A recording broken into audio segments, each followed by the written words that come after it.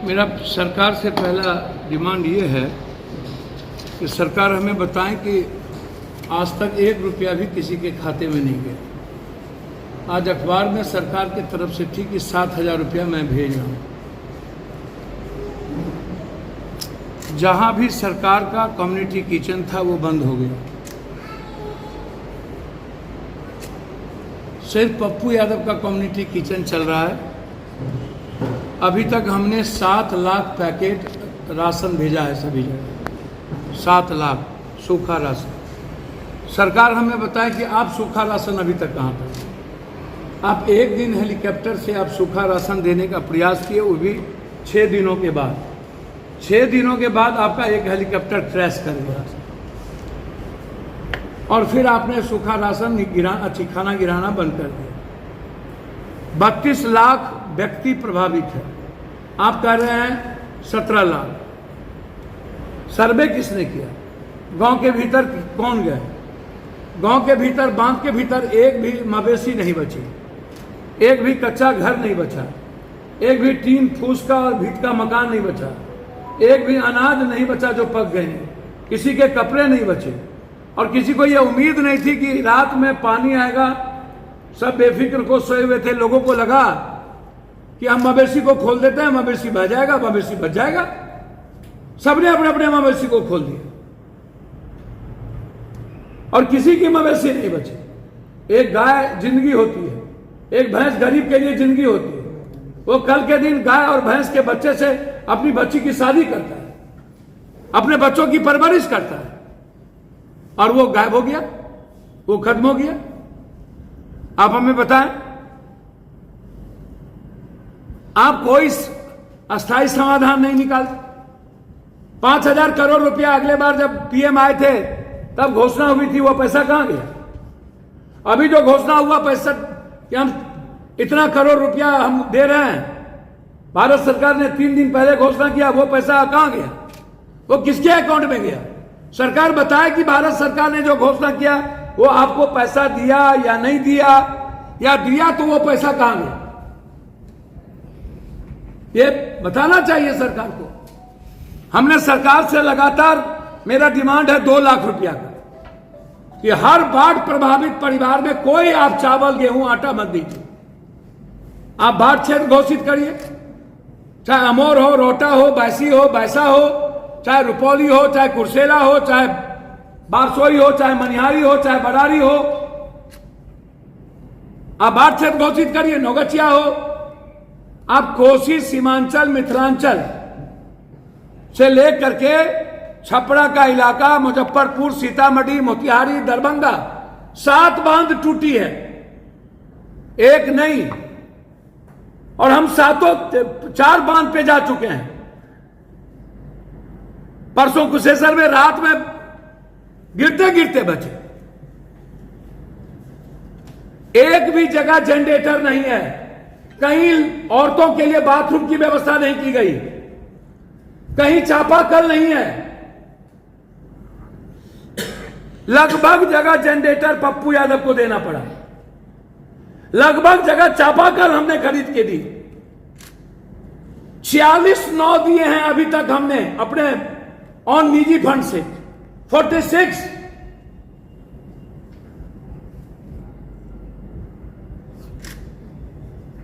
सरकार का नौ कहां गया? एनडीआरएफ कहां गया? और एनडीआरएफ जहां है वहां पर सीओ कह देता है कि तेल की व्यवस्था नहीं है, तेल खत्म हो गया।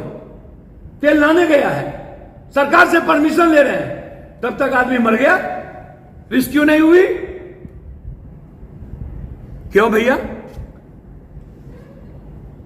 एक भी डॉक्टर का कैंप नहीं, बांध के भीतर एक भी कम्युनिटी किचन नहीं, ना सूखा राशन। तो आप जरा बताइए कि लोग कैसे बचे होंगे? लोगों की जिंदगी का क्या हाल होगा? लोगों की बचने की तो कोई उम्मीद नहीं है।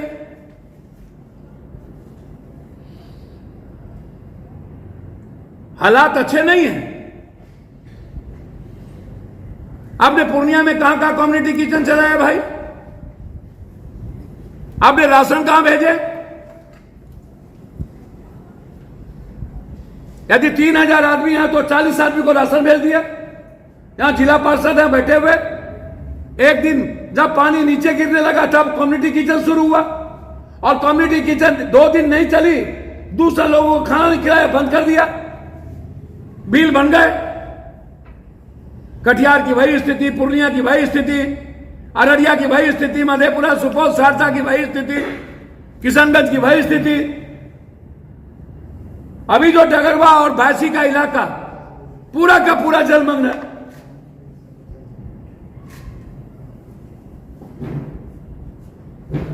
भगवान भरोसे कब तक जिंदगी जिएंगे ऐसे हम? कब तक अवसर ढूंढेंगे ये नेता? 72 घंटा से पहले इनको सूचना मिल चुकी थी कि इतना क्यों पानी छोड़ा जाएगा। फिर हमारे कोसी, सीमांचल, मिथिलांचल की जनता को इन्होंने बचाने का प्रयास क्यों नहीं किया? इन्होंने बांध के भीतर से सबको निकाले क्यों? डूबने पर छोड़ दिया गया, क्यों मरने पर छोड़ दिया गया? सभी नेता मस्त, कोई कहीं, कोई कहीं, कोई कहीं, कोई कहीं। बिहार की जनता के प्रति इनकी जिम्मेदारी नहीं है। आज एक भी हेलीकॉप्टर नहीं है, आज इनके पास इतने पैसे नहीं है। चुनाव में ये 4 करोड़, 10 करोड़, 20 करोड़ रुपया लगाते हैं एमएलए, एमपी, मंत्री, संतरी में, लेकिन जनता को रोटी देने की बारी आती तो इनके जेब में पैसे नहीं होते। अपनी सियासत के लिए, इनके सत्ता के लिए पैसे होते हैं इन लोगों के पास। कब तक जात पात के आधार पर आप वोट लीजिएगा? कुशहा त्रासदगी को यदि हम ना भूले होते, जनता 2 क्विंटल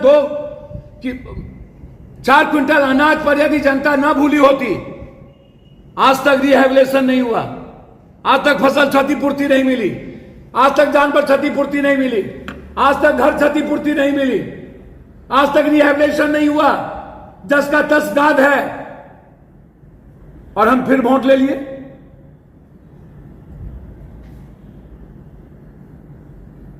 मेरा सीधा सवाल है, सरकार के पैसे पर जनता का अधिकार है।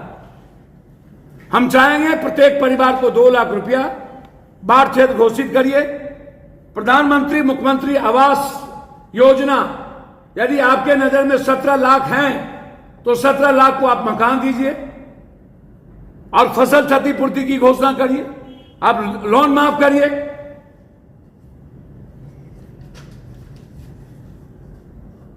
ये सरकार तो चेतती नहीं, मस्त है सभी लोग, सारे नेता मस्त है,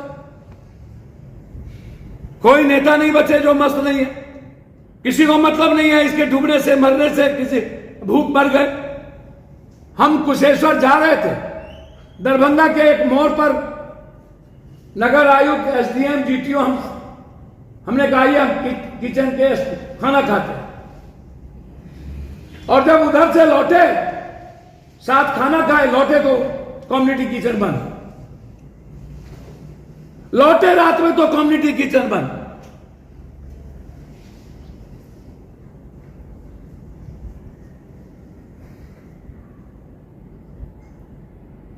ये सालों भर आप एंटी इरोजन का काम करते हैं। मेरा डिमांड है कि अविलंब पूरे कोसी, सीमांचल, मिथिलांचल के बांध को ऊंचा करिए, कंक्रीट बनाइए, अस्पर को लंबाई करिए। आज स्थिति यह है कि बांध और नदी इक्वल हो गया और सीवेज नीचे हो गया, तो कौन बचाएगा महाप्रलय से? सरकार, भारत सरकार से बात करे, एक नया फरक्का और एक नया भीमनगर बैरेज का निर्माण करे, नहीं तो महाप्रलय से कोई नहीं बचा सकता। रात में हम सोए रह जाएंगे, पूरी कोसी सीमांचल की जनता खत्म हो जाएगी, मिथिलांचल की तहसीला मिट जाएगा। सबसे ज्यादा दबाव है भीमनगर बैरेज और फरक्का पे।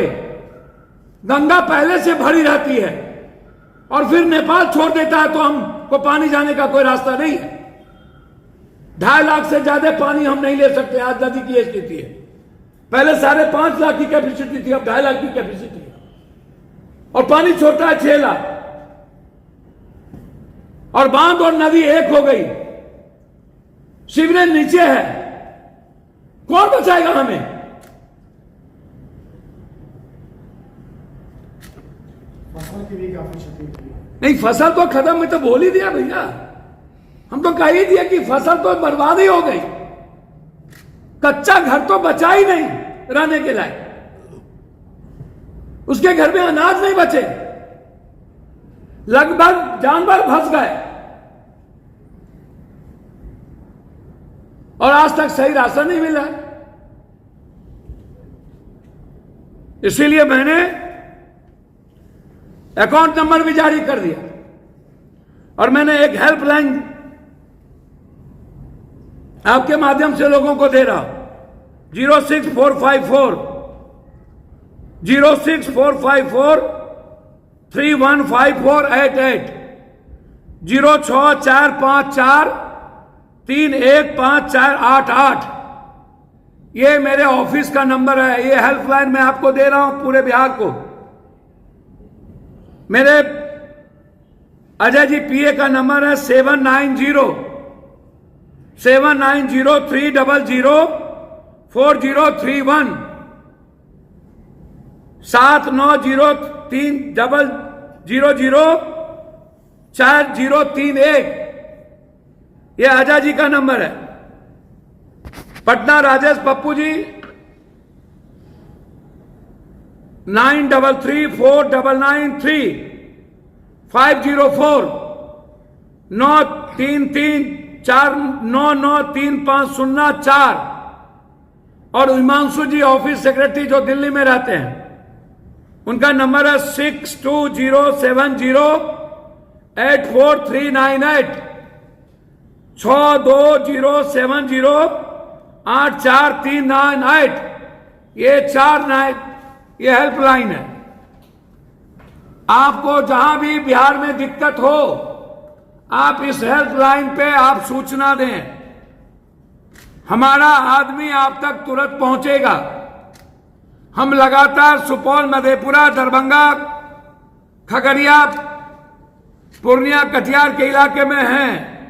कल मैं मुजफ्फरपुर, जहां लाठी गोली चली है, मैं वहां आऊंगा। इसीलिए जहां भी, चाहे छपरा हो चाहे जहां के लोग हो, जहां आपको प्रॉब्लम हो, आप इस पर हेल्पलाइन पर आप मैसेज करें ताकि हम तुरंत आपके लिए मदद कर सकें। सरकार कही रहे, सरकार के भरोसे पप्पू यादव अपने भगवान को, जनता को नहीं छोड़ सकता।